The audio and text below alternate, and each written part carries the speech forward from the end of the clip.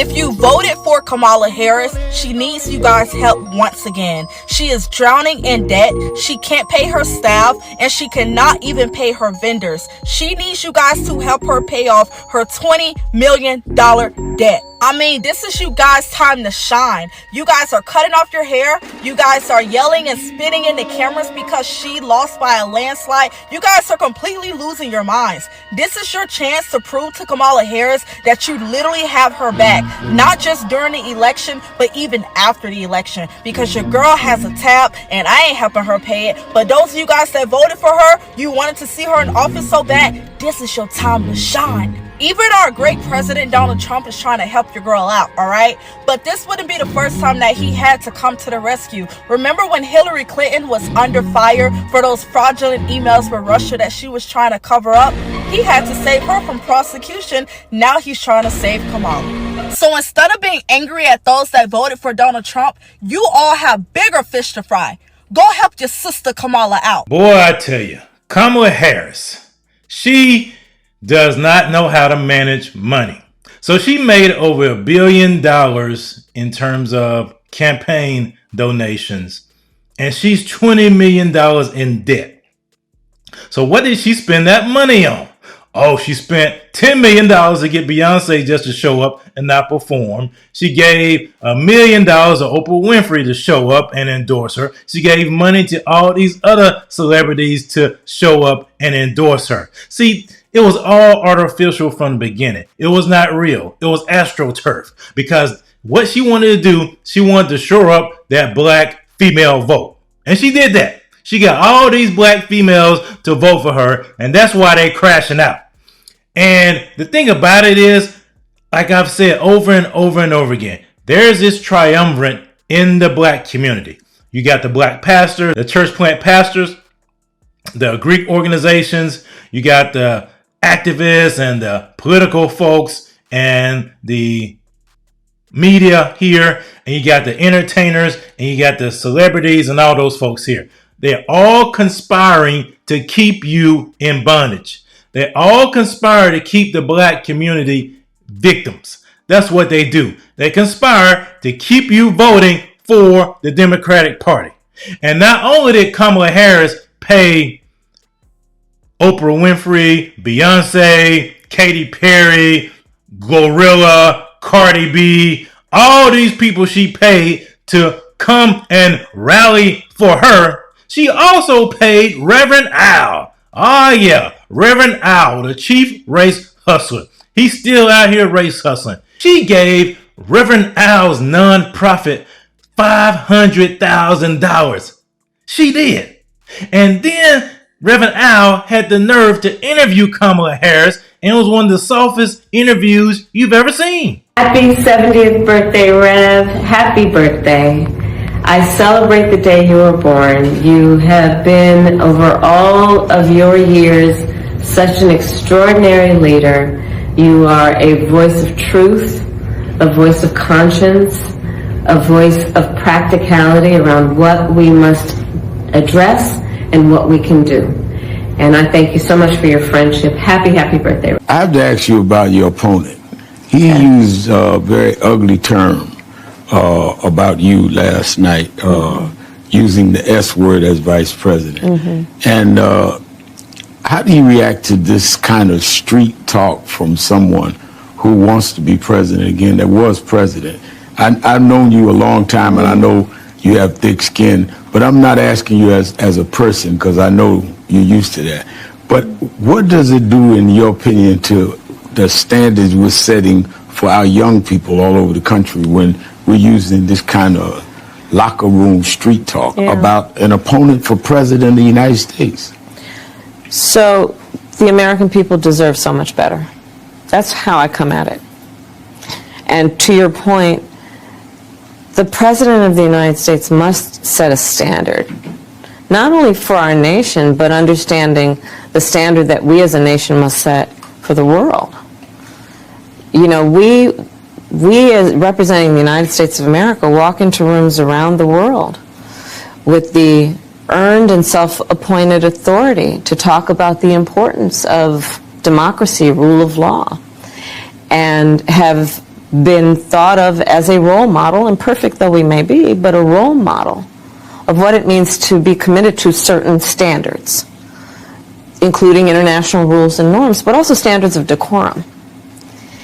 And what you see in my opponent, a former president of the United States, really is, it demeans the office. And I have said, and I'm very clear about this, Donald Trump should never again stand behind the seal of the President of the United States. He has not earned the right. He has not earned the right. And that's why he's going to lose. Well, Kamala, you took the L on that one. He didn't lose. He triumphantly smashed you. He beat you in a landslide. And it's because what people do not like are fake people. People want you to be authentic. They don't want you to be fake. And see, people like Reverend Al has been getting away with grifting for decades. See, Reverend Al is a problem. You know, when I talk about the black church, how I say it is a perverted strain of Christianity because it preaches another gospel. It preaches this black liberation theology stuff, the oppressed and the oppressor.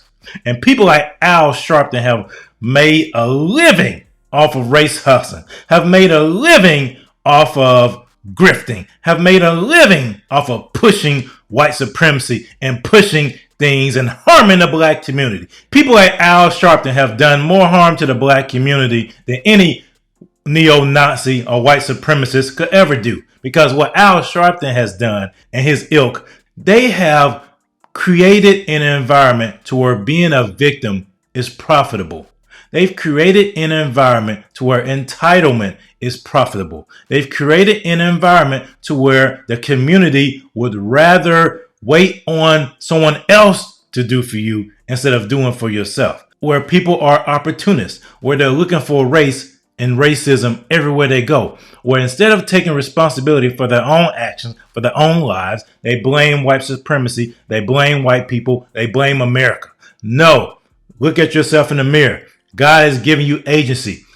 The issues and challenges that you face and the obstacles are based upon seeds that you planted in the past, based upon decisions you have made.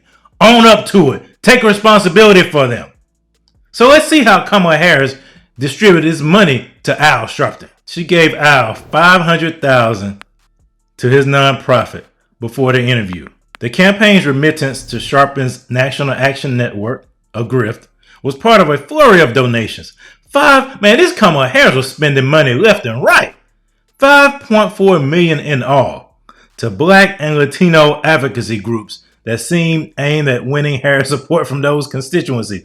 Man, she did not get a good return on investment at all.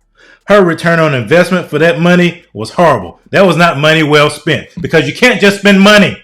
People want to know, what are you standing for? What is your message? And your message did not resonate.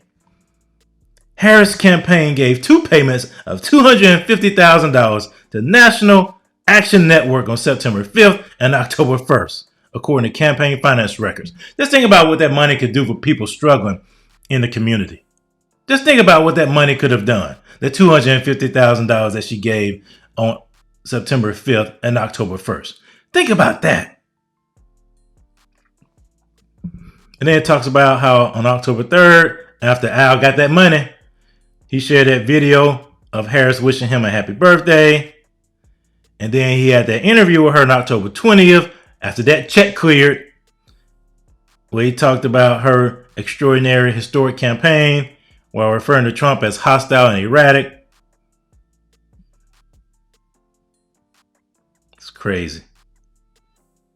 So Harris's donations to National Action Network and similar groups were part of a $1 billion spending spree that has sparked heartache and soul searching within the Democratic Party, which lost the popular vote to a Republican candidate for the first time since 2004.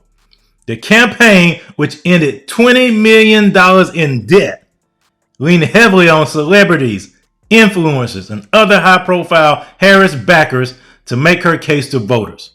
Her campaign gave $1 million to the production company of Oprah Winfrey and paid a six-figure sum to create a set for Harris's interview on the Call Her Daddy podcast.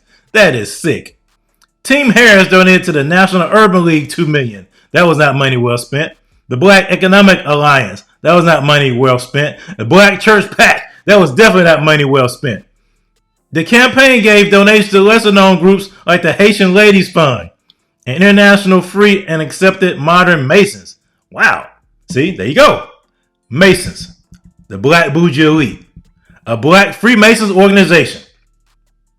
Boy, this stuff is coming out now. We really dodged a bullet with Kamala Harris not being elected. We really did. The Black Economic Alliance hosted a video call of 5,000 attendees days before the elections to urge black men to vote for Harris. That didn't work. Vote to Live Action Fund, which received $275,000 from the Harris campaign, launched a $4 million initiative in October to pressure black men to vote. They spent all this money to pressure black men to vote, and it did not work. Boy. Harris spent hundreds of thousands of dollars on an initiative to appeal to black church voters. That didn't work. Two of the organizations, Black Church PAC, which is, it makes sense, Black Church PAC. Like I've said, the Black Church is a paraministry of the Democratic Party, and the Institute of Church Administration and Management are linked to, here we go. Frederick Haynes.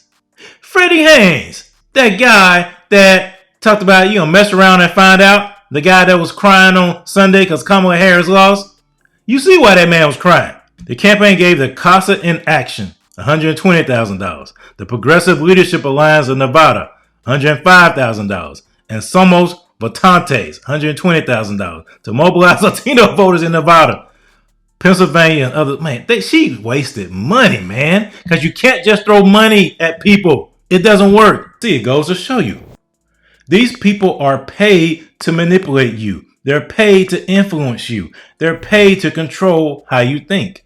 And I'm so glad that so many black folks woke up and so many black people are waking up to this. How the black bougie elite, how black activists and black celebrities are used to manipulate you. They're paid to influence you to think a certain way. They're paid to influence you to think in alignment with the Democratic Party, against biblical values, against the truth of the gospel. They're paid to do that because they're part of that triangle, that triumvirate that's there to keep the black community in bondage.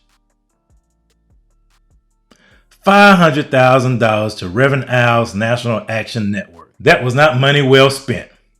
We're not victims. We are empowered for greatness.